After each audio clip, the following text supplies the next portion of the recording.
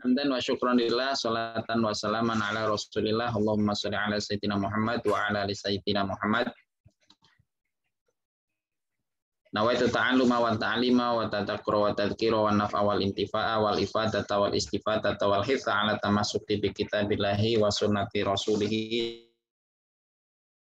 ilal huda wa tilalata ala al-khairi ibtiqa amardatihi wa qurbihi wa thawabihi wa husnul khatimah ma'ludhi wal afiyah wa salahil akibah.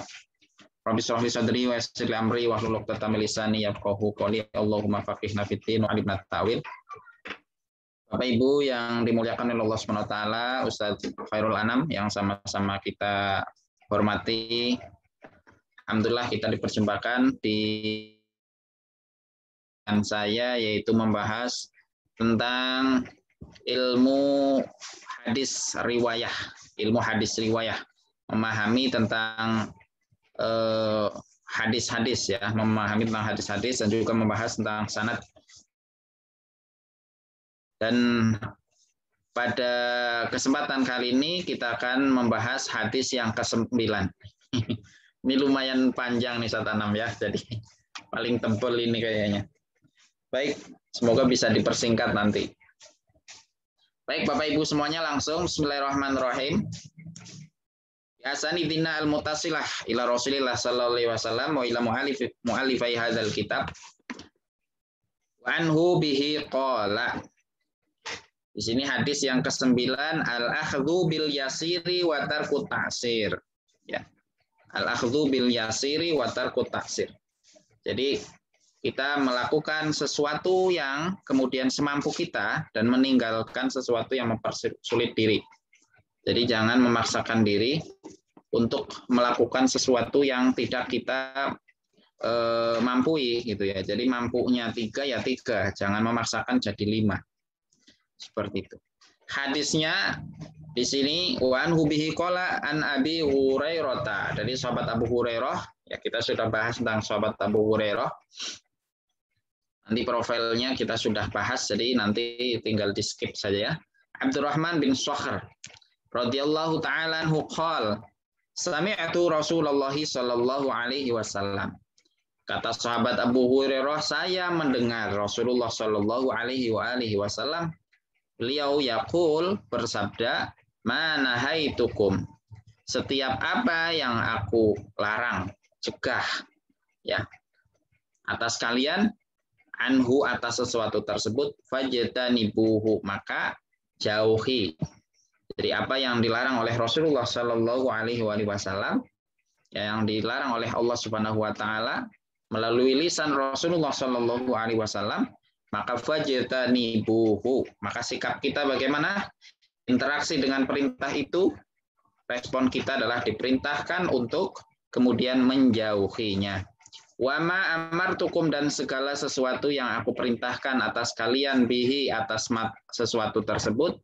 Faf'alu maka lakukan minhu dari sebagiannya. Ya. Jadi fajtanibu faf'alu minhu. Coba perhatikan Bapak Ibu di situ. Redaksinya ada fajtanibuhu maka tinggalkannya gitu, tinggalkan sesuatu tersebut. Tetapi di dalam redaksi wama amartukum dan sesuatu yang aku perintahkan faf'alu minhu maka lakukan sebagian, artinya sebagian darinya mastata'tum semampu kalian. Jadi ketika perintah redaksinya adalah fajtanibuhu, tinggalkan secara keseluruhan, tapi kalau perintah ya faf'alu minhu, lakukan ya, sebagian darinya, artinya kita nggak bisa melakukan secara maksimal, totalitas secara maksimal itu nggak bisa. Allah Subhanahu Wa Taala paham, artinya ditambahkan mastata'tum semampu kalian ya, semampu kalian, bukan dengan di atas kemampuan, tidak, akan tetapi sesuai kemampuan masing-masing. Fa innama ahlakal ladzina, maka sesungguhnya orang-orang min qablikum sebelum kalian, ahlaka menjadi sebab rusak, binasa, kasratu masailihim karena sebab mereka banyak menanyakan hal-hal yang enggak penting. menanyakan hal-hal yang menyebabkan diri mereka menjadi tambah berat.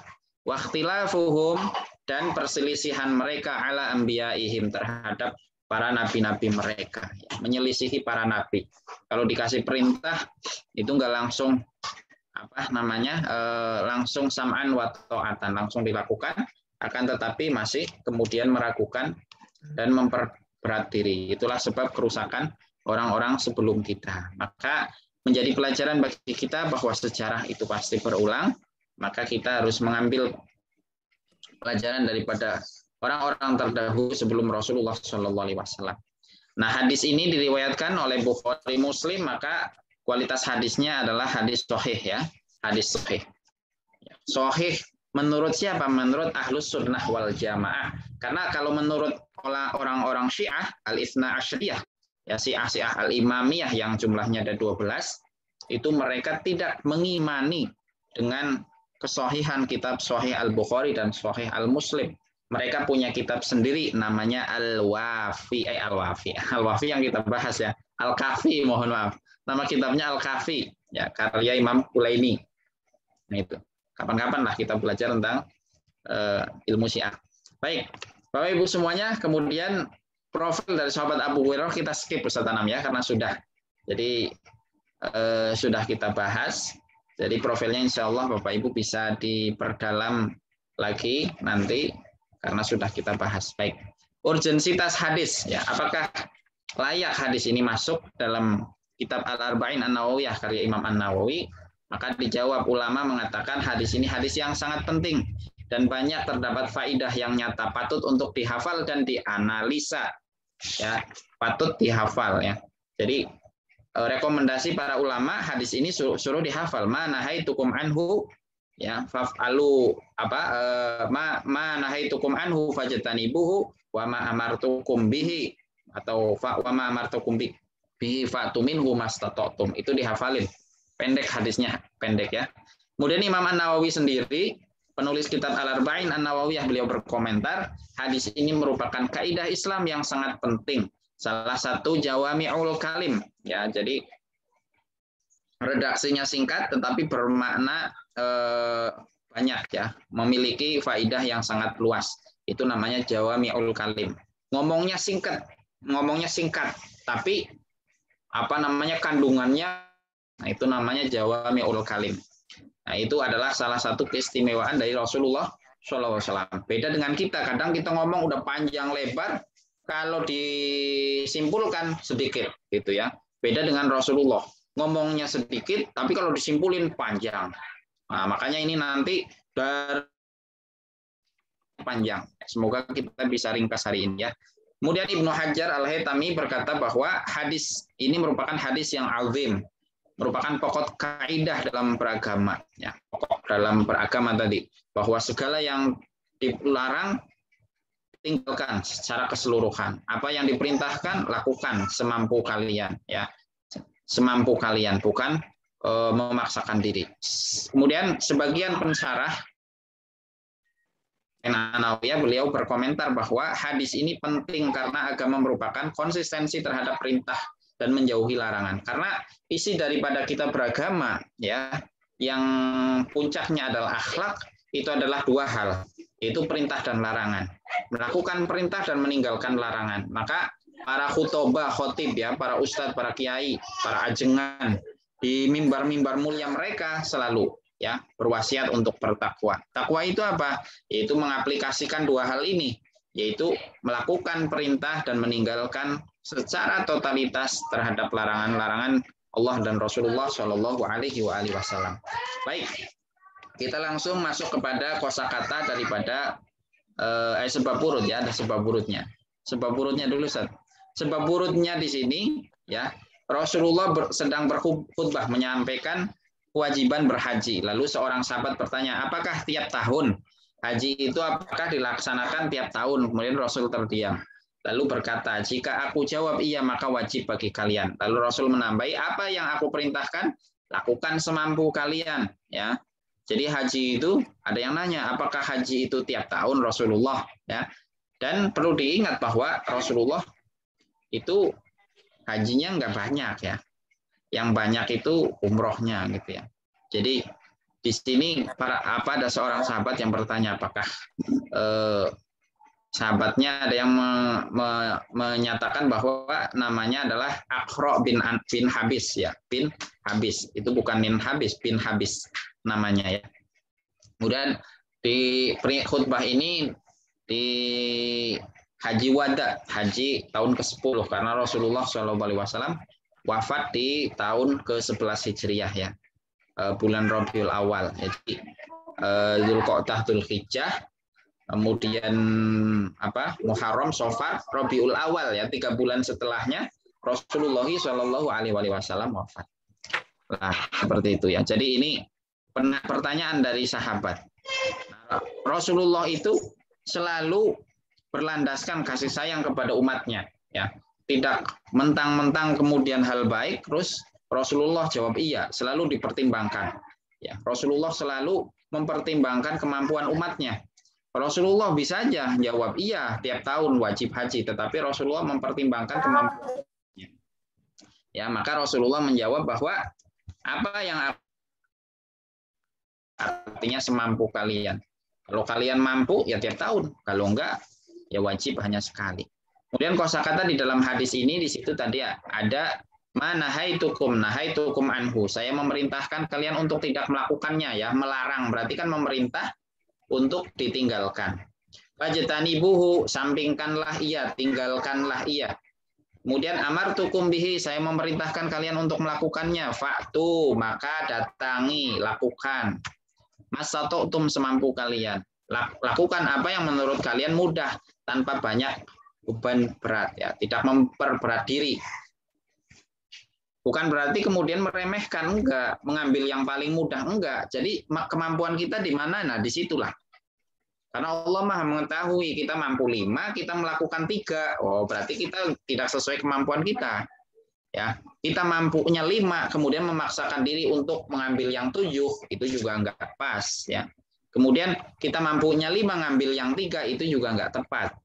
Jadi Allah Maha mengetahui kemampuan kita, kita tinggal bersungguh dan jujur ya kepada diri kita dan kepada Allah Subhanahu wa taala. Saya mampunya 5, ya lakukan 5. Seperti itu ya, jangan dipaksa untuk lebih dari 5 dan jangan kemudian mengambil yang paling sedikit dari 5. Jadi kemampuan kita di mana itulah yang dilakukan. Akhlaknya menjadi sebab kebinasaan karena berdampak negatif baik di dunia maupun di akhirat ya.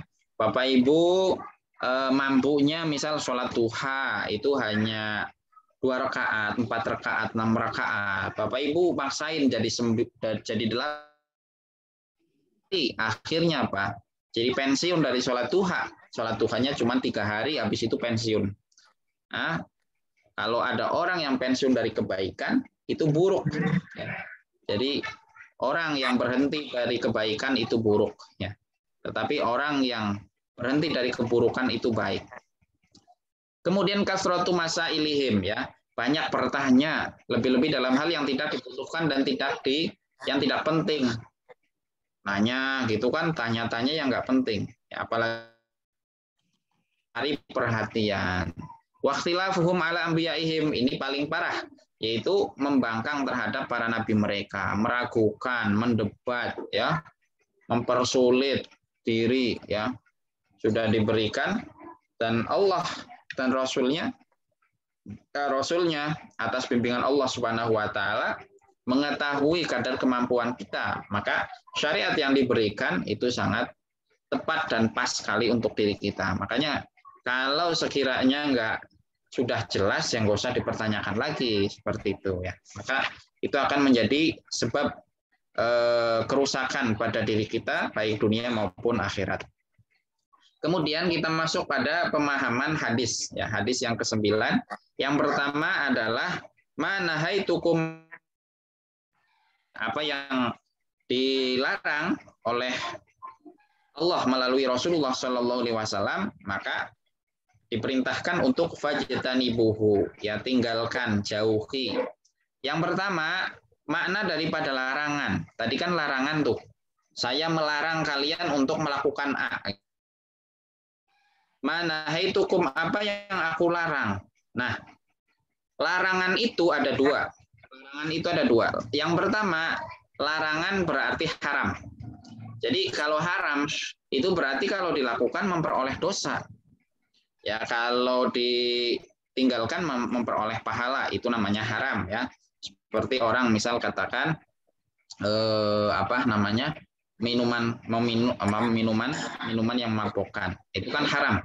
Kalau dia minum maka dapat dosa. Kalau dia nggak minum dengan niat melakukan syariat Allah dengan meninggalkan sesuatu yang dilarang, maka dia memperoleh pahala ya. Jadi larangan yang pertama berarti haram. Ya, contohnya adalah larangan berzina, ya, larangan menipu, larangan berbohong, seperti itu. Yang kedua, arti larangan adalah makruh. Ya, arti larangan adalah makruh. Makruh itu apa? Adalah sesuatu yang jika kita lakukan, kita nggak mendapatkan dosa. Tetapi kalau kita tinggalkan, mendapatkan pahala. Ya, jadi kalau kita melakukan sesuatu yang dilarang ini, yang bentuknya makruh, itu kita nggak mendapatkan dosa. Tapi kalau kita meninggalkan sesuatu yang dilarang, bentuk makruh ini, kita mendapatkan pahala. Contoh seperti apa? Makruh orang kencing berdiri. Makruh orang Rasulullah la yabulanna ahadukum wa huwa qaimun. Ya, Rasulullah bersabda, jangan sekali-kali kalian kencing dalam kondisi berdiri. Kan itu larangan tuh. Jangan sekali-kali kalian, artinya sama seperti saya melarang kalian untuk kencing berdiri. Arti bukan haram. Itu bisa dipahami dari mana, Ustaz? Bisa dipahami dari tinjauan kaidah-kaidah, ya, kaidah-kaidah usul fikih. Sebelum kemudian menjadi satu hukum fikih, maka ada ilmu yang namanya usul fikih. Nah, di sana dipahamilah tentang hadis itu, dipahami bahwa hukum larangan ini bukanlah haram, tetapi larangan ini adalah sebatas makruh. Kalau makruh berarti kalau ditinggalkan mendapat pahala, kalau dilakukan tidak mendapatkan dosa. Contohnya Pak, orang kencing berdiri. Ya, kencingnya berdiri, maka dia dosa enggak dosa. Tapi kalau dia enggak berdiri untuk melakukan perintah Rasulullah, maka dia memperoleh pahala ya. Kemudian misal katakan bau tak sedap dari tubuh ya, mau ke masjid tapi apa? Pakai pakaian ataupun badan yang masih bau gitu kan. Nah, maka itu hukumnya makruh yang seperti itu. Nah, tapi kalau misal katakan sebelum berangkat mandi dulu, kemudian pakai parfum harum seperti itu ya, maka dia meninggalkan sesuatu yang makruh. Meninggalkan sesuatu yang makruh, maka dia memperoleh pahala. Nah, itu jadi larangan itu ada dua ya. Ada larangan yang bermaksud haram berarti kalau dilakukan dosa. Ada yang bermaksud makruh. Makruh itu kalau dilakukan dia nggak mendapatkan dosa. Kemudian yang kedua adalah darurat. Tubihul mahdurat. Bahwa kalau kita dalam kondisi terdesak, darurat. Nah, darurat itu apa? Kondisi di mana seorang berpotensi mati. Nah, itu namanya darurat. Satu. Jadi yang ukuran darurat itu satu, menyebabkan kematian. Ya, menyebabkan kematian, punya potensi bahwa kalau kita nggak melakukan itu maka kita mati, maka itu kondisi darurat. Ya. Nah, ini potensi mati ini nggak harus kemudian ada kasus. Oh iya nih kemarin dia ada orang nggak makan kemudian mati, nggak harus kayak gitu. Cukup dengan kita saja ada prasangka, ya. Ada prasangka dugaan di dalam diri kita. Kalau nggak seperti ini nanti seperti itu. Itu cukup, nggak harus kemudian ada waqi'iyahnya, ada realitanya orang mati kayak gitu baru kita ngambil keputusan hukum bahwa ini kondisi darurat. Nggak harus kayak gitu. Di dalam agama itu nggak kemudian kita dibunuh dulu baru kemudian hukum muncul. Enggak. Jadi hanya sebatas dugaan saja itu sudah bisa diambil sebagai keputusan hukum. Nah, seperti itu ya. Jadi kondisi darurat. Satu, menyebabkan berpotensi mati, menyebabkan kematian.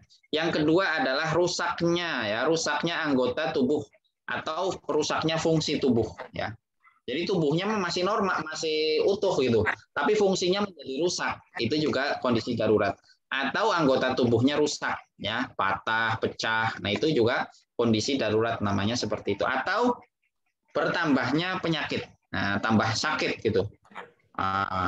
Jadi kita udah sakit, tapi kalau kita melakukan sesuatu itu, kita nambah sakit. Oh, berarti kondisi itu adalah kondisi darurat.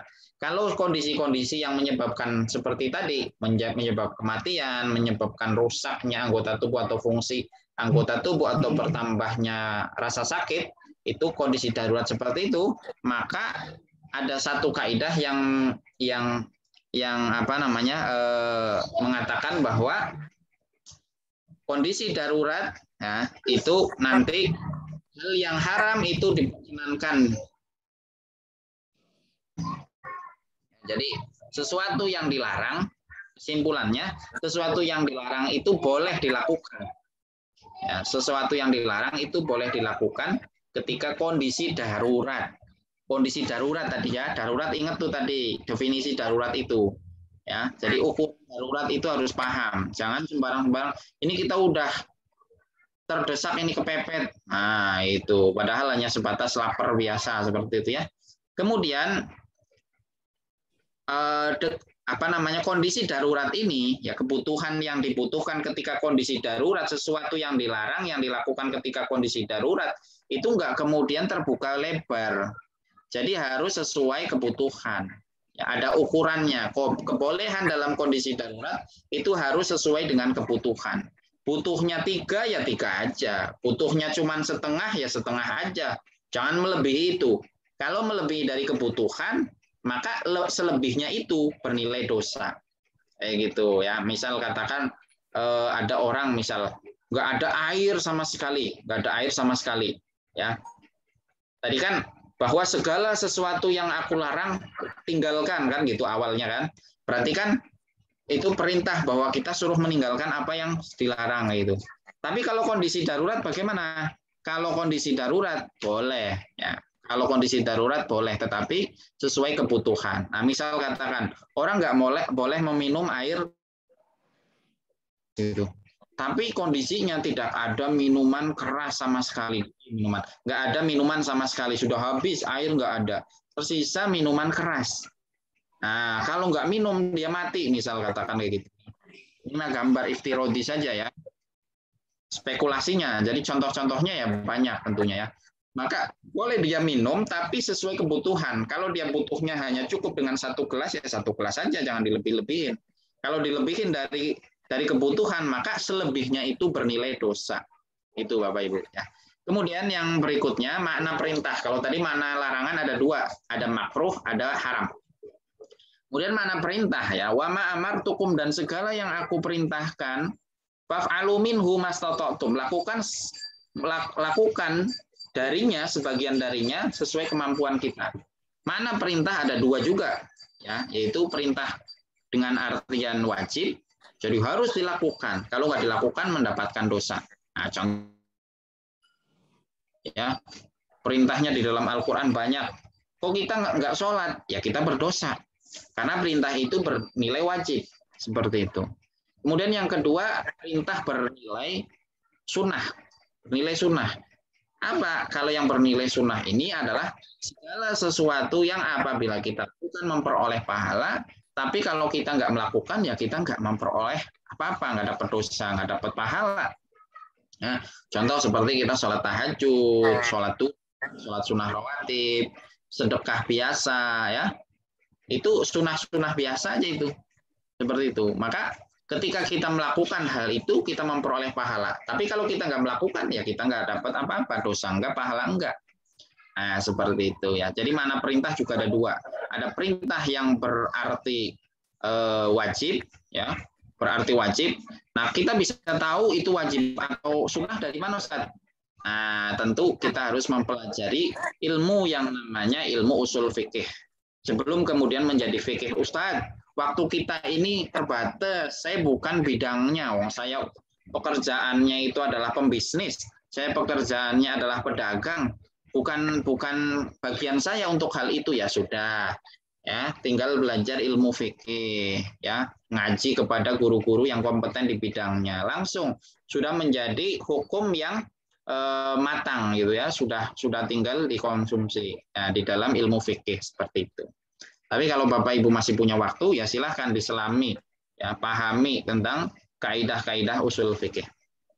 Baik, kemudian berikutnya kesukaran mendatangkan kemudahan ya. Jadi kalau kita dalam kondisi terjepit itu akan memunculkan satu solusi ya, makanya inna ma'al usri yusra. Setiap kesusahan pasti ada kemudahan, seperti itu. Itu kuncinya. Jadi setiap kesusahan yang ada di dalam diri kita itu Allah sudah kirimkan pula solusinya gitu. Makanya di kondisi Covid saat ini Allah sebetulnya sudah mengirimkan solusi-solusinya. Hanya mungkin kita belum paham, kita belum ketemu dan seterusnya. Tapi tentu ada solusinya seperti itu. Antara orang awam dan orang khos, para arifin billah dengan orang seperti kita beda, solusinya berbeda-beda ya. Gak bisa kita kemudian menyamakan. Mohon maaf Bapak Ibu. Bapak Ibu mungkin melihat ya live streaming dari pengajian-pengajian para masyayikh ya yang alim-alim, yang soleh ya. Misal katakan seperti Habib Umar bin Hafiz, di dalam majelisnya mereka nggak pakai masker, ya mereka sekelas beliau, yang apa sudah dimaskerin dengan zikir. Nah kita zikir enggak, itu kepengen lepas masker ya nanti dulu. Gitu. Jadi kita posisinya di mana nih, makom kita di mana, kita harus paham masing-masing. Baik, kesukaran mendatangkan kemudahan ya, mendatangkan rukhsah ya. Kemudahan di dalam agama ya, maka di dalam agama ini tidak ada yang namanya mempersulit. Jadi agama ini mudah bagi siapa? Bagi yang mengetahui ilmunya. Nanti pecah ya. Bagi yang mengetahui ilmunya ya. Jadi Allah SWT memberikan aturan syariat agama untuk merealisasikan kebahagiaan hakiki bagi manusia. Ya, kalau manusia itu merasa berat, bagaimana dia kemudian berbahagia gitu kan? Yang ada rasa tekanan itu, merasa tertekan. Kalau orang tertekan, bagaimana mau bahagia ya? Nah, maka perlu dipahami bahwa syariat agama ini datang adalah untuk merealisasikan, mewujudkan kebahagiaan bagi seluruh pemeluk, untuk merasakan kebahagiaan di dunia dan di akhirat. Maka Allah tidak pernah mempersulit di dalam syariat ya. Allah tidak pernah mempersulit di dalam syariat. Tidak ada kesulitan di dalam syariat. Kalau kita menemukan kesulitan-kesulitan itu, berarti kita belum memahami tentang syariat itu sendiri. Allah Subhanahu wa taala berfirman, yuridullahu bikumul yusra. Allah mengendaki atas kalian kemudahan. Wala yuridu bikumul usra, dan Allah tidak mengendaki kita dalam kesulitan. Nah, itu. Jadi kalau kita merasa sulit di dalam kehidupan beragama, di dalam kita beragama, ya berarti emang kita belum paham tentang esensi, substansi. Bagaimana? Ya terus belajar gitu, jangan berhenti. Ya sudah, saya berarti sampai di sini aja saya berhenti. Nah, seperti itu. Nah, kemudian Allah Subhanahu wa taala berfirman juga ya. Ma ja'ala 'alaikum fid dini min haraj. Kali-kali Allah menjadikan atas kalian di dalam urusan agama ini dari kesulitan. Jadi nggak ada kesulitan. Kemudian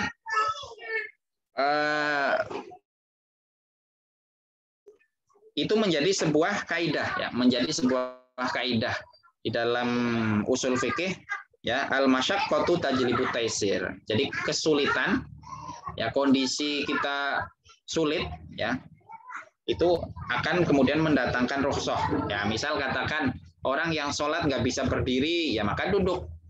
Nggak bisa duduk, berbaring, nah itu rukhsah-rukhsahnya muncul. Orang yang kemudian berpuasa merasa berat, kenapa? Karena dia sedang hamil, karena dia sedang menyusui, maka ada keringanan di dalam agama. Itu seperti itu ya. Misal lagi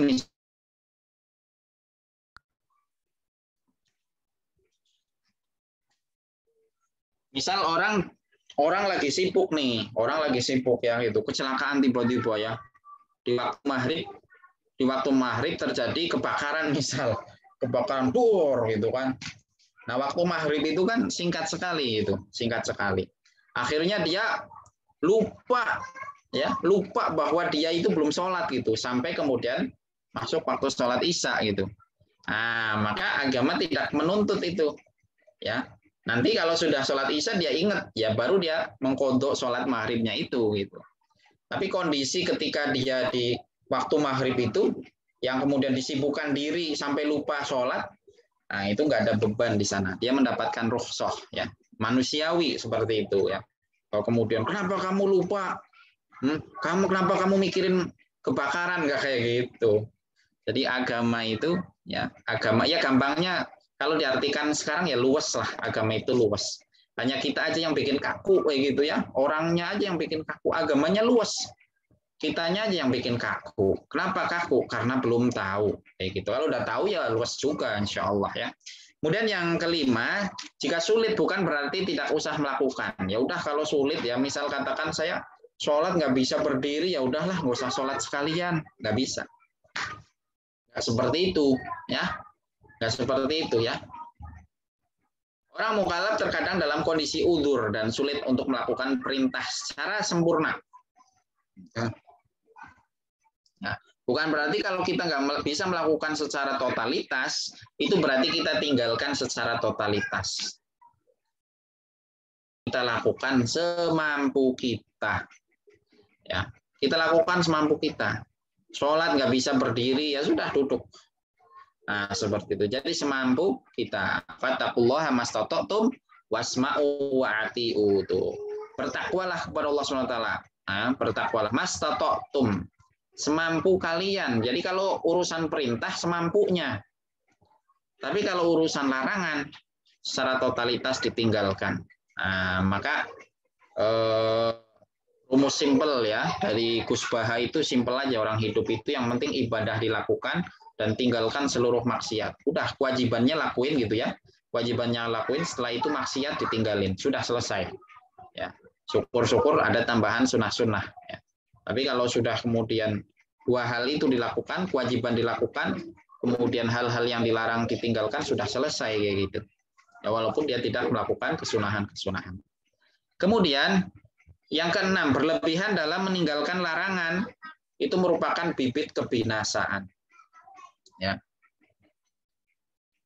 Berlebihan dalam meninggalkan larangan, ya, meninggalkan larangan. Perhatikan agama terhadap larangan lebih besar, ya.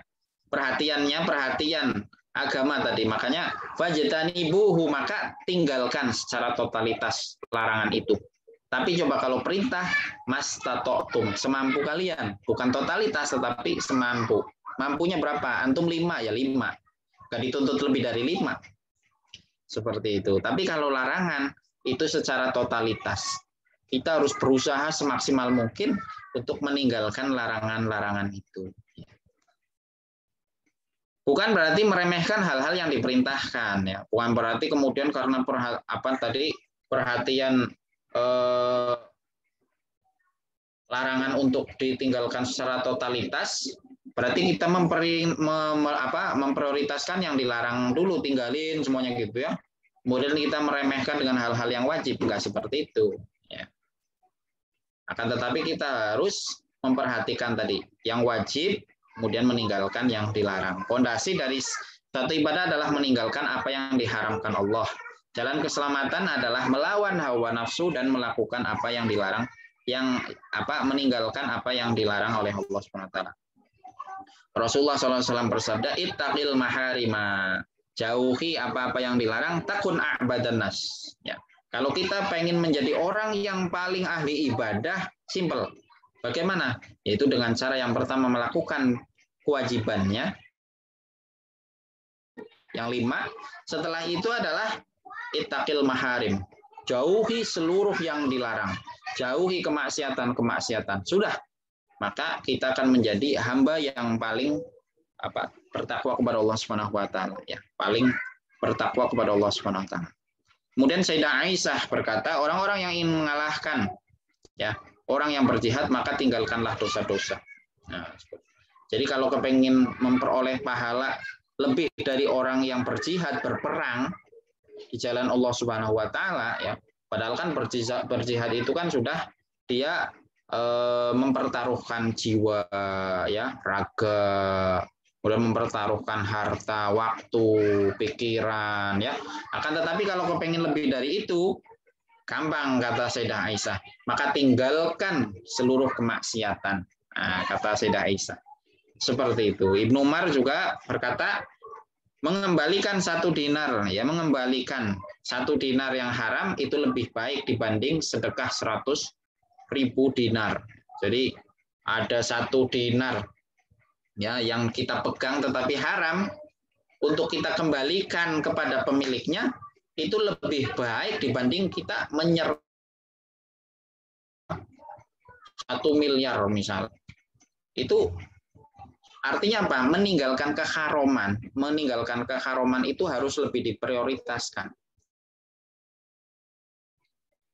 Itu tidak ada bandingannya, ya lebih berharga orang yang apa? Meninggalkan 1 rupiah keharaman. Seperti itu ya. Jadi lebih nilainya lebih berat yang mana nih? Lebih berat yang meninggalkan keharaman walaupun 1 rupiah dibanding orang yang kemudian bersedekah 1 miliar seperti itu. Artinya apa? Berusaha secara totalitas untuk meninggalkan larangan-larangan Allah Subhanahu wa taala. Kemudian Hasan Al-Basri, seorang sufi besar, beliau berkata, seorang ahli ibadah tidak sekali-kali melakukan ibadah terbaik dibanding meninggalkan apa yang Allah larang. Jadi orang yang ahli ibadah, ya dia tidak akan sampai pada puncaknya kecuali dia meninggalkan segala yang dilarang oleh Allah Subhanahu wa taala. Bagaimana dia sholat tapi mencuri? Bagaimana dia berpuasa tapi masih menggunjing orang lain? Seperti itu. Berarti dia tidak sampai kepada apa? Kepada maksud daripada ibadah itu sendiri. Ya. Jadi kita di dalam ibadah itu ada kemasan, ya, ada casing, kemudian ada isinya, kontennya. Ya. Kalau misal kita akan minum, itu ada botolnya, ada airnya. Nah, syariah itu adalah botolnya. Nah, kemudian hakikat maksud daripada ibadah itu yang kita tuju, apa kita minum botolnya kan enggak, tapi minum airnya. Nah, baik botol maupun air, nah, seperti itu ya. Akan tetapi bagi mereka yang hanya melihat sebatas kemasan, melakukan perintah, tetapi tetap melakukan larangan, ini dia tidak menjadi orang terhitung sebagai orang yang ahli ibadah atau orang yang bertakwa. Nah, itu banyak tadi perkataan-perkataan daripada para ulama ya, para itu tadi Sayyidah Aisyah, ada Ibnu Umar dan seterusnya. Kemudian Umar bin Abdul Aziz, ya Umar bin Abdul Aziz. Ini merupakan khalifah kelima. Beliau berkata bahwa takwa bukanlah sekedar tahajud dan puasa ya. Jadi akan tetapi takwa adalah melakukan apa yang Allah wajibkan dan meninggalkan apa yang Allah larang. Jadi kita harus tahu skala prioritas. Prioritas pertama adalah kewajiban, yang kedua adalah skala prioritas meninggalkan larangan, baru setelah itu tambahan-tambahan yang sunnah. Seperti itu. Jangan sampai kewajiban tapi melakukan itu kacau lagi gitu ya. Jangan juga kewajiban sunnah-sunnah dilakukan, yang dilarang juga dilakuin. Itu kacau juga gitu ya. Maka prioritas yang pertama kalau bisa adalah kewajiban, meninggalkan larangan dan sunnah kita lakukan. Nah, maka komplit itu. Seperti itu ya. Kemudian berikutnya adalah selanjutnya, slide berikutnya saya tanam. Berikutnya adalah yang ketujuh ya. Yang ketujuh itu adalah mafsadat dan manfaat. Ya. Menolak hal yang mendatangkan mafsadat lebih diutamakan dibanding melakukan yang mendatangkan manfaat. Ya. Jadi kalau ada sesuatu yang ya ada 2 hal. Satu kalau kita lakuin mendapatkan manfaat. Tapi kalau kalau kita lakuin mendapatkan manfaat, ya kalau ditinggalin, kalau dilakuin ada mafsadat gitu ya. Kalau ditinggalin ada manfaat. Maka bagaimana? Maka kita lakukan yang terhindar dari mafsadat itu sendiri. Nah, mafsadat itu sendiri. Kasusnya sekarang musim corona apalagi ya. Misal katakan nih, kita kalau keluar, saya mau keluar, kalau keluar manfaatnya A, B, C. Tapi kalau keluar juga saya nanti berpotensi untuk kemudian terpapar corona. Bagaimana? Nah, maka muqaddamun kita mendahulukan ya mendahulukan sesuatu yang meninggalkan sesuatu yang bisa mendatangkan mafsadat. Ya, seperti itu. Ini merupakan kaidah umum yang dibuat oleh para ahli fikih setelah melihat bahwasanya agama lebih menitik beratkan dalam hal meninggalkan larangan, ya. Jadi setelah tadi bahwa kalau larangan itu secara totalitas, maka ulama mengambil kesimpulan, ya, memberikan satu kaidah, darul mafasid muqaddamun ala jalbil masoleh. Jadi antisipasi untuk memperoleh mafsadat itu lebih diutamakan dibanding kita kemudian melakukan sesuatu yang mendatangkan manfaat. Seperti itu.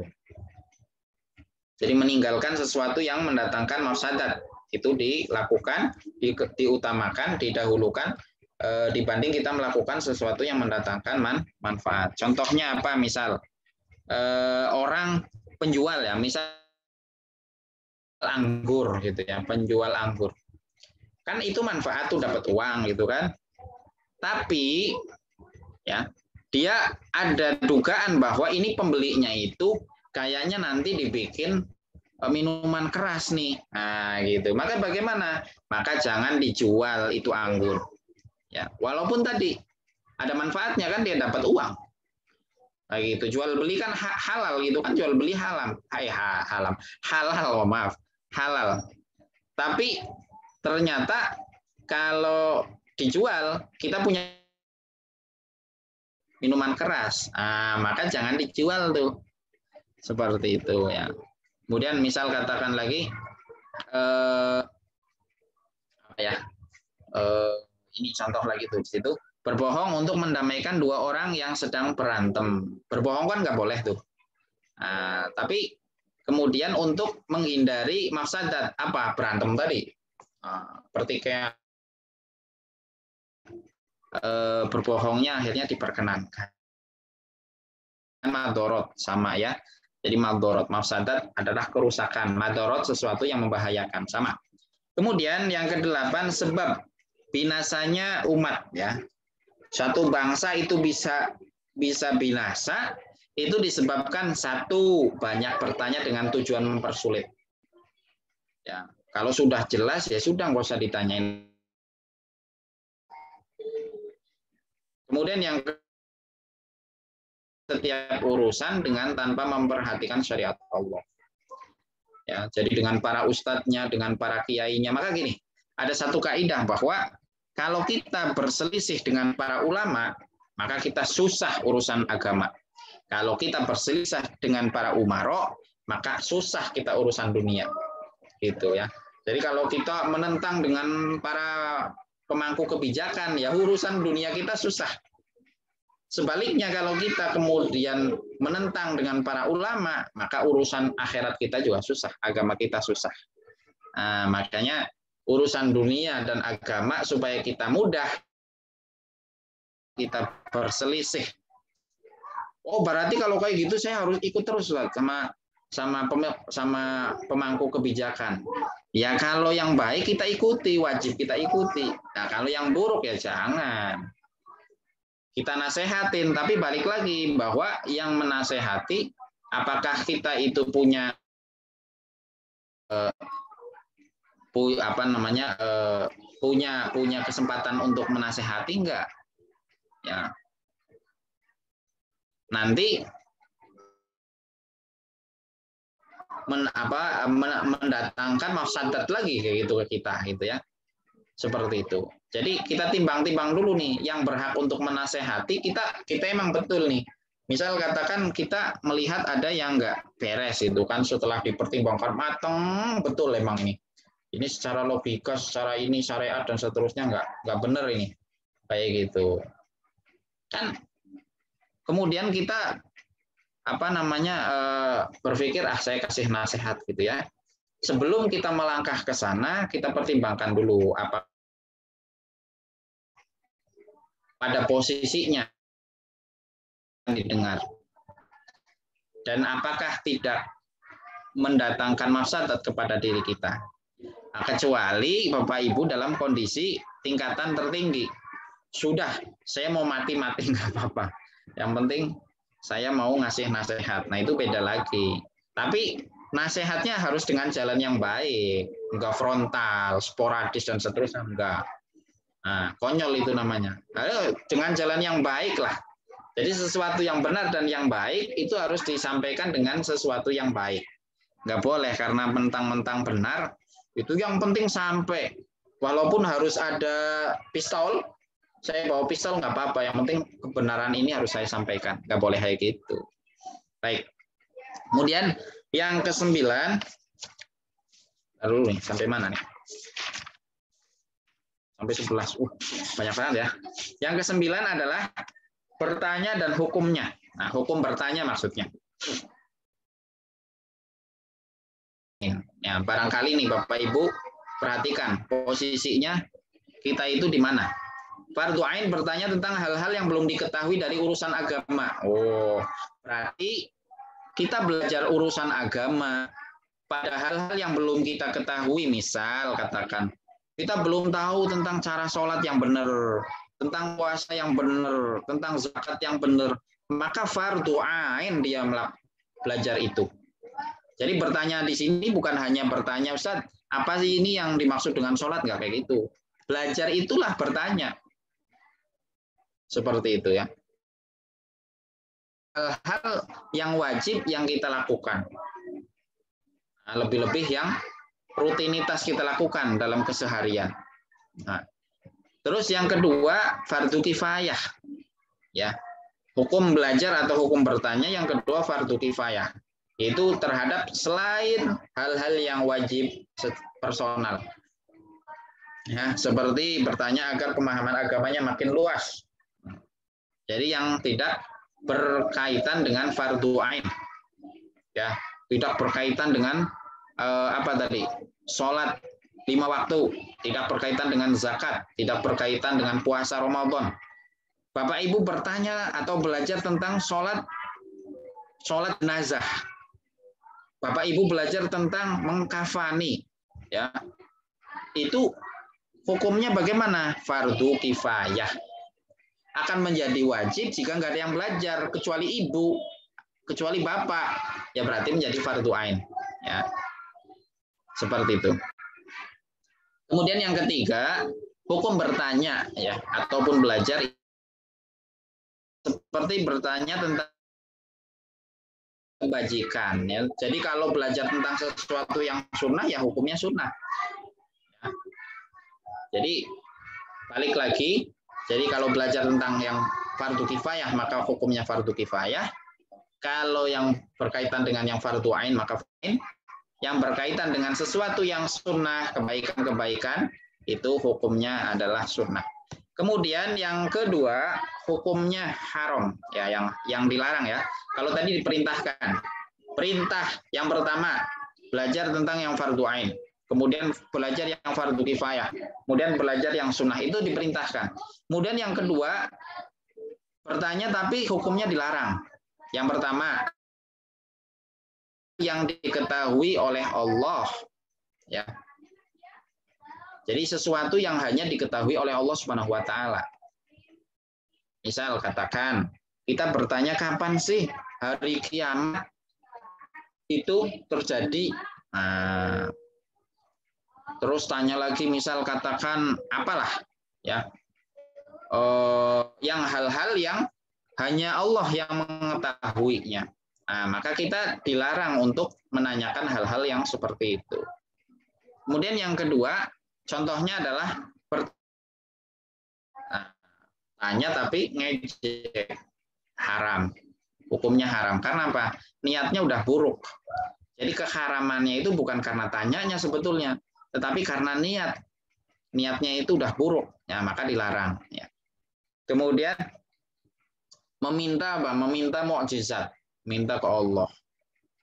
Ya, kita minta ya Allah jadikan aku nabi gitu ya.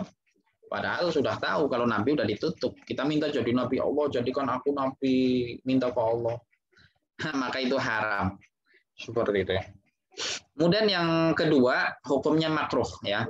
Lebih baik tidak bertanya, contoh bertanya pada hal-hal yang tidak berfaedah ya, tidak berfaedah satu amal gitu ya, tidak tanya tapi nggak nggak ada apa namanya manfaatnya untuk dilakukan, nah, maka itu hukumnya makruh saja. Kemudian yang terakhir adalah hukumnya mubah, ya boleh bertanya. Boleh bertanya ya, tadi bukan urusan yang wajib, bukan urusan yang fardu kifayah, bukan urusan yang sunnah, ya, dan juga bukan urusan yang tadi yang mengejek dan seterusnya. Ya tanya apa, misal tanya tentang apa, misal katakan makanan yang enak itu apa sih gitu, misal katakan. Nah itu mubah-mubah aja gitu, nggak wajib, nggak sunnah, nggak haram, nggak makruh, ya itu mubah aja. Antum tanya, Ustaz, makanan yang enak itu apa sih? Nah gitu. Kalau saya sih ya makan A, itu makan B, nah, itu makruh, apa namanya, mubah aja kayak gitu, pertanyaan yang seperti itu. Baik. Kemudian yang ke-10 ya. Yang ke-10 adalah al-istighol anis su'al bil fahmi wal imtithal, ya. Maka kesibukan apa yang harus kita lakukan bagi seorang muslim, ya. Bagi orang muslim itu hendaknya melakukan apa sih? Ya. Yang wajib diperhatikan bagi seorang muslim sebagai jalan kebahagiaan dunia akhirat adalah mempelajari syariat Allah yang dibawa oleh Rasulullah SAW tadi. Jadi pertanyaannya adalah tentang hal-hal yang wajib, bertanya tentang hal-hal yang fardu kifayah, bertanya tentang hal-hal yang jadi ya, wajib itu wajib dilakukan, wajib ditinggalkan gitu ya. Jangan diartiin berarti nggak boleh dong menanyakan hal-hal yang haram, Ustaz. Nah itu kan berarti wajib tapi wajib ditinggalin gitu. Jadi wajib itu ada dua, wajib dilakukan, wajib ditinggalin, kayak gitu. Jadi perlu dipahami, jangan kemudian oh berarti saya nggak boleh dong tanya-tanya tentang sesuatu yang dilarang. Nah itu maksudnya adalah pada kewajiban yang wajib ditinggalkan gitu. Jadi wajib ditinggalkan berarti hukumnya wajib tadi. Nah, seperti itu. Jadi mempelajari syariat Allah yang dibawa. Ya, syariatnya itu kan tadi perintah dan larangan. Syariat itu perintah dan larangan. Maka wajib bagi kita mempelajari sesuatu yang wajib dilakukan. Artinya kita dituntut untuk ya, prioritas kita bagi seorang muslim adalah mempelajari dan bertanya tentang sesuatu yang wajib dilakukan dan wajib ditinggalkan. Maksudnya kayak gitu. Jadi bertanya tentang hal-hal wajib dan bertanya tentang hal-hal yang haram. Bukan bertanya hukumnya haram, bukan. Dan yang ke-11, para mujtahid dan para fuqaha.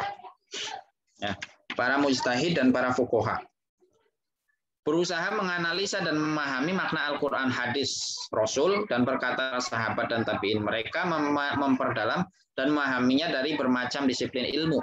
Ya, kalau para ulama, ya namanya juga para cendekiawan.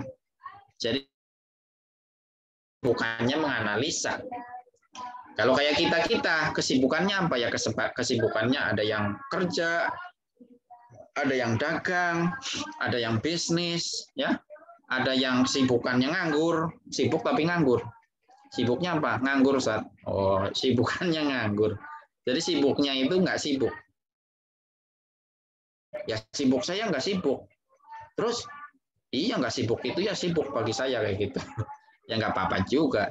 Ya. Tapi kalau ulama, mereka betul-betul kemudian menggunakan waktunya untuk kemudian menganalisa tadi. Menganalisa daripada Al-Quran, menganalisa daripada hadis. Nah, dianalisa oleh para ulama. Nah, jadi tugas itu bukan tugas kita. Kalau kita ya tugasnya cuma karena kita untuk menganalisa secara langsung belum waktunya gitu. Jadi anak SD belajar misal katakan pelajaran anak kuliahan, ya belum waktunya gitu. Berproses dulu kalau emang mau sampai kepada materi perkuliahan. Nah, seperti itu. Jangan ujuk-ujuk tiba-tiba gitu ya. Tiba-tiba langsung ke materi perkuliahan. Ya, langsung jatuh seperti itu ya. Bukan malah manfaat, malah dampak negatifnya lebih besar. Kemudian yang ke-12, bertanya sesuatu yang belum terjadi ya. Bertanya dengan tujuan untuk mengamalkan apa yang telah diketahui itu terpuji, bukan tujuan ria ataupun memperdebatkan. Jadi belum terjadi. Ya, kita belum lakukan. Kalau kan itu terpuji, asalkan dengan niatan kita tidak berdebat, tidak untuk mengejek tadi, tidak untuk kemudian ria supaya dilihat wow ini orang pinter nih, banyak tanya kayak gitu ya, nggak seperti itu. Kemudian oleh karena itu para sahabat dan para tabiin tidak suka bertanya dan menjawab dari hal yang belum terjadi. Jadi kalau kalau tujuannya untuk diamalkan nggak apa-apa, tapi kalau tujuannya selain itu maka nggak diperkenankan. Ya. Ibnu Umar beliau berkata, jangan kalian bertanya tentang sesuatu yang belum terjadi. Saya dengan Umar melaknat orang yang bertanya tentang hal yang belum terjadi. Jadi yang belum terjadi ditanyain, yang belum dilakuin ditanyain. Dengan tujuan tadi yang nggak baik, tapi kalau tujuannya untuk dilakukan itu nggak apa-apa, ya. Perlu dipahami. Jadi larangan atau laknat daripada Umar dan ayahnya itu bukan segala hal yang ditanyakan, tetapi adalah yang tidak dilakukan, ya, apalagi nggak dilakukan sama sekali. Kemudian yang ke-14 adalah at-ta'at wal imtithal thariqus salam wal falah. Nah, setelah kita membahas tentang tadi keseluruhan tentang adanya perintah, adanya larangan, prioritaskan yang mana yang wajib, kemudian meninggalkan semua yang dilarang. Nah, maka ketaatan dan kepatuhan kita kepada Allah dan Rasul-Nya adalah pintu keselamatan. Ragu dan membangkang terhadap para nabi sebagai sebab memperoleh siksaan. Sebaliknya ya. Jadi kalau taat kepada Allah dan Rasul-Nya itu jalan kebahagiaan. Nah, itu kita semuanya udah paham lah. Allah Subhanahu wa taala berfirman, "Innama kana qaulal mu'minina idza du'u ilallahi wa rasulihi liyahkuma bainahum ayyaqulu sami'na wa ata'na." Hendaknya perkataan orang kalau diseru oleh Allah dan Rasul-Nya, perkataannya apa? Sami'na, siap, kami dengar, wa ata'na, dan kami tunduk. Siap kami laksanakan. Itu. Enggak, masa enggak kayak gitu. Sami'na wa ata'na. Wa ulaika humul muflihun. Mereka lah orang-orang yang beruntung, yang bahagia dunia akhirat. Di dunianya bahagia bagi mereka yang melakukan seruan Allah dan Rasul-Nya. Dan akhiratnya pun dia akan bahagia. Wa may yuti'illaha wa rasulahu wa yakhsallaha wa yattaqihi fa ulaika humul faizun. Orang yang taat tunduk kepada Allah dan Rasul-Nya, kemudian dia takut, ya, punya rasa takut kepada Allah Subhanahu wa taala, ya, dan memiliki ketakwaan kepada Allah Subhanahu wa taala, maka mereka orang-orang the winner di dunia dan di akhirat. Seperti itu ya. Maka jalan keselamatan adalah ketakwaan itu. Takwa itu intinya dua, melakukan perintah.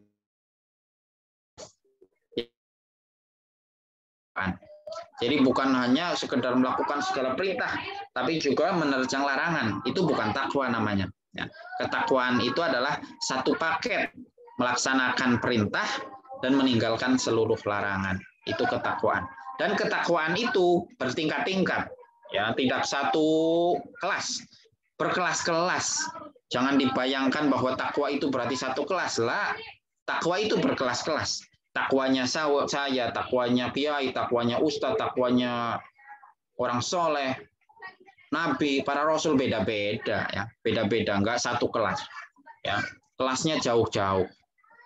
Mungkin satu kelas dengan kelas yang lain, ya, itu bedanya puluhan tahun. Jadi jangan dibayangkan kalau kelasnya itu dekat-dekat. Seperti itu. Wong yang sekelas saja beda, ya. Kadang sekelas saja beda. Sama-sama kelas 1, sama-sama kelas 1 tuh. kelas 1B. B-nya apa? B1. Nah, karena yang satu kelas berbeda-beda. Ya, ada orang dalam satu ketakwaan satu kelas tapi berbeda-beda. Lanjut. Karena ini masih ada 2 ya. Nanti Ustaz Anam ini mau ada jadwal. Baik. Kemudian persilihan dan persatuan. Waduh, masih banyak banget, Ustaz. Ya. Udahlah, sampai sini aja ya. Kemudian yang ke-16.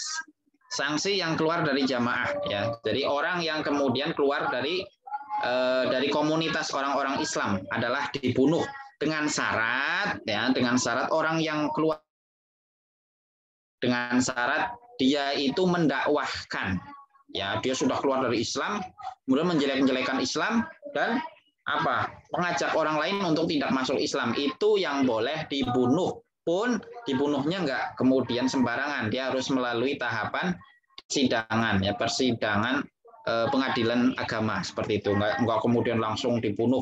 Wah, ini orang murtad ini, udah sesuai apa yang disampaikan oleh Pak Ustadz, saya ketemu, saya pengen dapat pahala, saya bunuh aja. Oh, langsung dapat tiket ke surga kitanya, nggak kayak gitu. Prosesnya ada ilmunya seperti itu. Baik, yang ke-17 Ustadz. Yang ke-17 at-tamasuk bi syara'illah ta'ala tariqul hidayah. Kalau kita kepengen bersatu, persatuan itu bisa kita realisasikan, wujudkan dengan cara kita sama agama Allah Subhanahu wa taala, melakukan perintah dan meninggalkan seluruh larangan. Maka seluruh umat manusia, orang Islam maksudnya ya, itu bisa bersatu. Tapi kalau mengedepankan ego masing-masing ya, sudah punya ormas masing-masing, nggak punya rasa untuk sama-sama fastabiqul khairat gitu ya. Jadi ormas A dengan ormas B ini punya misi masing-masing gitu. Bukan mereka punya prinsip bahwa kita fastabiqul khairat.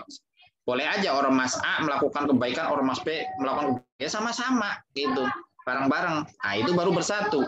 Tapi kalau punya ego masing-masing, kullu hizbin bima ladayhim farihun, mereka kemudian narsis dengan ormasnya masing-masing. Nah, ini wassalam, jalan perpecahan. Kemudian yang ke-18 perselisihan dalam agama ya, perdebatan di dalam hal agama ya, itu tidak diperkenankan ya. Kita hanya berdebat aja ya, itu jangan, karena agama ini disebarkan bukan dengan jalan perdebatan. Coba baca sejarah Rasulullah SAW, mana ada perdebatan ya, tetapi agama ini disebarkan oleh Rasulullah SAW adalah dengan akhlak, budi pekerti, perangai yang baik kepada seluruh makhluk Allah Subhanahu wa taala. Kemudian yang ke-19 bahaya menuruti hawa nafsu ya. Jadi menuruti hawa nafsu itu kita punya kepentingan. Jadi kita bukan kita masuk kepada apa yang dikehendaki Allah, tetapi kita menuntut Allah sesuai dengan kehendak kita. Nah, itu nafsu namanya. Nah, itu udah hancur, udah kacau ya kalau seperti itu. Kalau ibadah dengan hawa nafsu udah kacau. Melakukan larangan. Nah, wassalam. Ibadah aja nggak boleh pakai hawa nafsu. Baik, yang terakhir, yang ke-20 kesimpulannya, Satana. Kesimpulan dari hadis ini udah selesai. 19. Ya, bahwa tadi sebab urut hadis ini kan bertanya tentang haji. Nah, seumur hidup itu hanya sekali ya. Kalau memenuhi syarat-syaratnya, kalau nggak memenuhi syaratnya nggak wajib kayak gitu. Sampai mati kita pun kalau nggak terpenuhi syaratnya nggak wajib. Kiranya ini Bapak Ibu yang bisa saya sampaikan. Mohon maaf atas segala kekurangan karena keterbatasan waktu, dan ini materinya panjang sekali sebetulnya untuk hadis yang ke-9. Baik Bapak Ibu, saya balikin ke Ustadz Anam. Apakah mau ada sesi tanya atau enggak, terserah Ustadz Anam lah. Ya, ini ada pertanyaan. Mungkin sampai ada waktu sekitar beberapa menit ya. Pertama dari Bapak Luki, mafsadat apakah sama dengan madarat? Ya, itu sudah dijawab tadi. Oh, udah. Kedua terus dari berikutnya. Nina, Afwan Ustaz bertanya, bolehkah belajar tadabbur ayat-ayat Al-Quran sendiri dengan membaca terjemah dan mencari keterangan dari tafsirnya?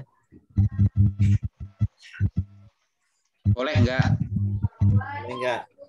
Maksudnya pertanyaannya boleh atau enggak? Ya, boleh apa enggak? Oh, boleh saja, tetapi enggak terlalu terrekomendasikan ya. Jadi mentadaburi ayat-ayat itu.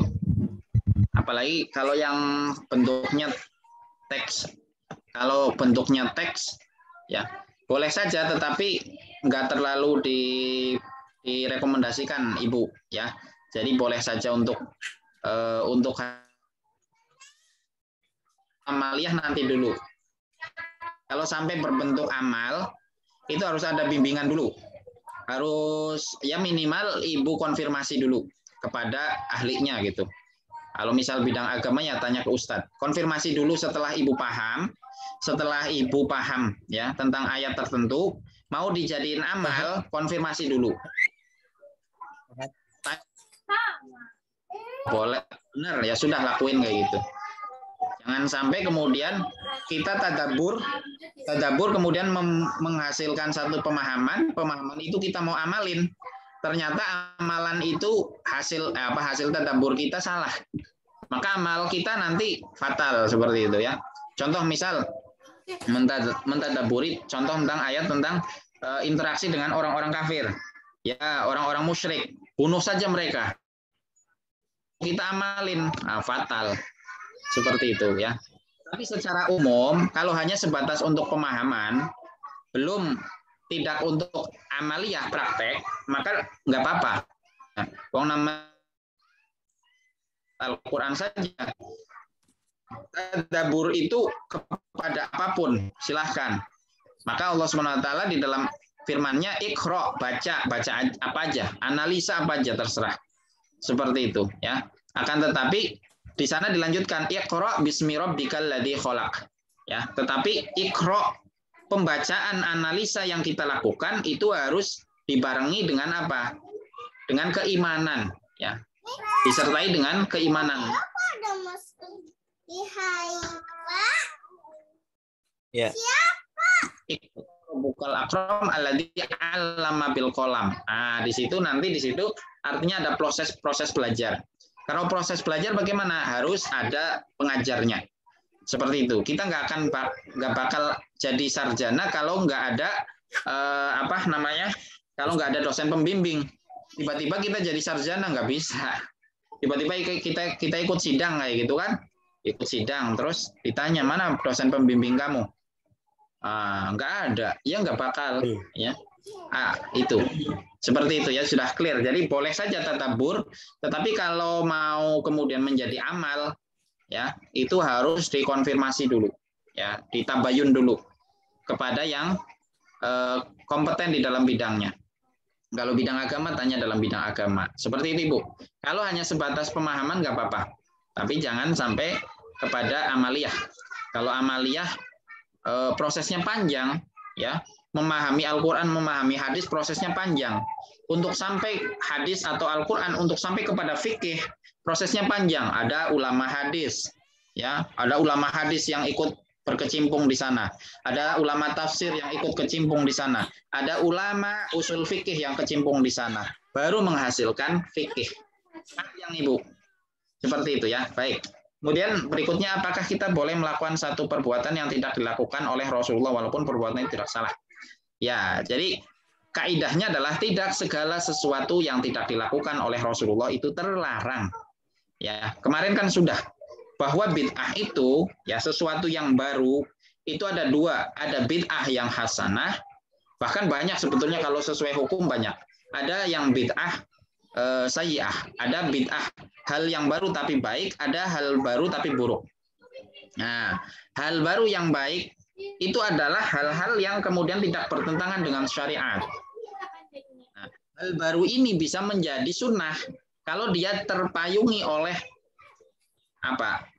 oleh dalil-dalil agama baik secara umum gitu. Kalau ada dalil secara umumnya, contoh misal contohnya di sini tahlilan gitu ya. tahlilan ada nggak hukum dalilnya? Orang baca tahlil. Ada. Baca Quran ada nggak? Ada. Tahlilan itu seperti apa ritualnya? Kumpul-kumpul. Kumpul-kumpul itu apa? Silaturahim. Ada nggak dalil silaturahim? Ada. Nah, berarti ada yang memayungi. Walaupun di sana tidak dikatakan bahwa itu adalah tahlilan.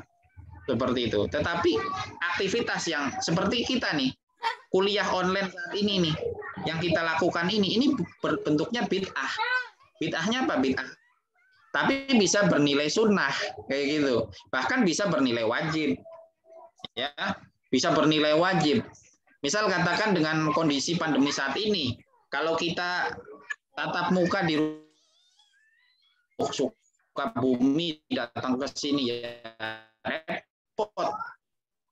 Seperti itu. Tapi adanya perkembangan yang seperti ini menuntut kita untuk mengadakan yang seperti ini. Rasulullah nggak pernah dilakukan Rasulullah. Ya, maka kaidahnya adalah tidak segala sesuatu yang tidak dilakukan oleh Rasulullah itu terlarang.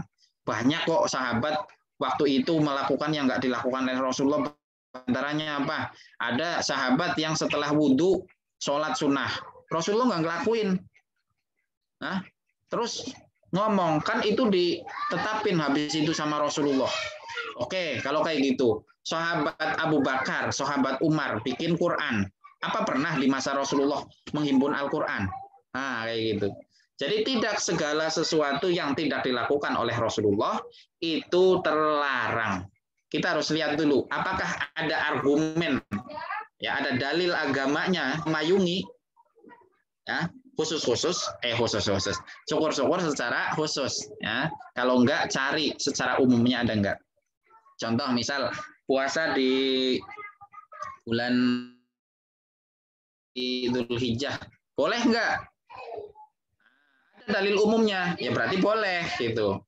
Ya walaupun dalil khususnya itu nanti adalah di tanggal 8-9 ya. Tarwiyah dan Arafah seperti itu. Tapi dalil umumnya ada bahwa tidak ada kecuali amalan-amalan baik yang dilakukan di 10 hari ya Dzulhijjah itu. Lah puasa emang bukan amal baik. Apakah puasa itu amal buruk? Amal baik. Nah, itu dipayungi oleh dalil yang umum. Hanya saja dari kita atau teman-teman kita ada yang paham gitu. Dalilnya kayak apa? Ya dalilnya itu kalau tanggal 9, tanggal 10, tanggal 8, tanggal 9 ada dalilnya boleh berpuasa. Kalau yang lain nggak ada dalilnya berarti nggak boleh puasa. Itu kepenginannya teman-teman kita ada sebagian yang seperti itu. Kalau beragama seperti itu kacau sudah. Susah ya. Maka orang-orang yang seperti ini akan mempersulit diri. Dia tidak mempermudah diri padahal agama tadi ya, agama itu adalah mudah. Maksudnya mudah apa? Mudah jika kita tahu ilmunya. Ibu nggak tahu tentang bengkel roda, terus tiba-tiba suruh benerin roda, ya susah. Tapi kalau ibu punya ilmu tentang benerin roda, mudah. Karena tahu ilmunya. Sama agama ini kalau kita tahu ilmunya itu akan sangat mudah sekali kita melakukan agama. Itu Allah alam. Satanam. Baik. Selesai pertanyaan. Ada lagi? Maaf Ustadz, Assalamualaikum. Ya, kalau pengen nyapa doang ini kayaknya nggak bertanya. Ustadz, mohon maaf. Sepertinya materi kita kan padat ya Ustadz ya. Bagaimana kalau berikutnya kalau materinya padat dibagi 2 saja, jadi tidak terburu-buru kesannya. Sepertinya ini masih banyak sekali yang mau ini melihat materi seperti ini. Begitu Ustadz, gitu saja Ustadz, mohon maaf. Assalamualaikum warahmatullahi wabarakatuh. Iya. Iya. Ini materinya emang panjang sekali di hadis ke-9. Jadi kalau materinya tadinya mau saya bikin jadi 2 pecah, jadi 2, tapi ya gimana ya? Saya sudah siapin 12 pertemuan, jadi akhirnya ya udahlah sekali gitu. Tapi ternyata bentrok dengan Ustadz Anam ada jadwal jauh gitu. Itu jadi pertimbangan beda lagi kayak gitu. Nah, jadi serba mau apa? Mau ngarahin gimana kalau kita hadis ke-10 kayak gitu. Tapi kan udah terlanjur lah gimana lagi? Ini jadi apa namanya hikmah lah kita ya gitu ya. Jadi kalau misal kondisinya seperti ini, nanti apa yang bisa kita perbuat seperti itu? Apa nanti hanya saya jelasin separuh saja, nanti bersambung atau bagaimana gitu Ibu Rafniza? Jazakumullah atas ininya, saran dan masukannya. Baik Ustaz, terima kasih. Iya. Nanti Bapak Ibu dibaca ya. Dibaca ininya materinya. Kalau ada yang bingung silahkan gitu, dipertanyakan. Iya, sepertinya kurang puas dan menjelaskannya. Ya, semoga nanti Allah ngasih malaikat untuk memberikan kepuasan kepada kita semuanya. Amin ya rabbal alamin. Baik Ustaz Anam, kiranya sepertinya sudah tidak ada pertanyaan lagi. Mari kita tutup dengan membaca doa kafaratul majlis. Subhanakallahumma wa bihamdika asyhadu an la ilaha illa anta astaghfiruka wa atubu ilaik. Assalamualaikum warahmatullahi wabarakatuh. Waalaikumsalam warahmatullahi wabarakatuh. Assalamualaikum.